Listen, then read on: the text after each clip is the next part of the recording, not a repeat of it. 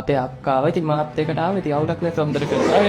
අන්තිම මාස 4 සර් ගාවට ඇවිල්ලා ලොජික් වලට ඒකක් අරගෙන කොළඹ යුනිවර්සිටි එන්ට්‍රන්ස් ගත්තා. ඒකම මම හිතනවා මම ගත්ත තීරණය අද හරි තීරණයක් කියලා. මම ඒ ලෙවල් වලට ලොජික් කියන සබ්ජෙක්ට් එක තෝරගන්න හේතුනේ අපේ අක්කත් එක්ක ලොජික් කරා. එතකොට එයා ක්ලාස් එකට විතර ගෙදර විතර ලොජික් පන්ති විශ්ල දේවල් කියවන්න ගත්තම ලොජික් කියන විෂයට ආසයි. කම්පියුටර් ක්ලාස් එකට අපේ අක්කාව ඉතින් මාත් එක්කට ආව ඉතින් අවුලක් නැතුව හොඳට කරා. මට පොඩි කාලේ ඉඳන් ලෝයේ කෙනෙක් වෙන්න ආසාවක් තිබ්බා. ඒ වගේම ඒකට හේතුව මගේ අයියා අන්තිම මාස 4 සර් ගාවට ඇවිල්ලා ලොජික් වලට ඒකක් අරගෙන කොළඹ යුනිවර්සිටි එන්ට්‍රන්ස් ගත්තා. ලොජික් සර් කෙනෙක්ට හොඳ කෙනෙක් කියලා අහපු හැමෝම සමීර සර්ව තමයි මට රෙකමන්ඩ් කරේ. මම ආර්ට්ස් කරන්න ගොඩාක් ආසාවෙන් හිටියේ. මොකද අපේ අම්මත් ලෝය කෙනෙක්. සර් ගැන කිව්වොත් මට සර්ව රෙකමන්ඩ් කළේ අක්කා කෙනෙක්. ඒතරම මම හිතනවා මම ගත්ත තීරණය අද හරි තීරණයක් කියලා. මොකද ලොජික් සබ්ජෙක්ට් එක සර් හරිම ලස්සනට කරගෙන යනවා. ඉතින් හැමෝටම මම රෙකමන්ඩ් කරනවා සර්ගේ ක්ලාස් එක. ඔයාලට આવවත් වරදින්නේ නැහැ. ලොජික් වලට ලේසියෙන්ම හොඳ රිසල්ට් එකක් ගන්න පුළුවන්. මම ඔයගලන්ටත් කියන්නේ සර් ගාවට එන්න.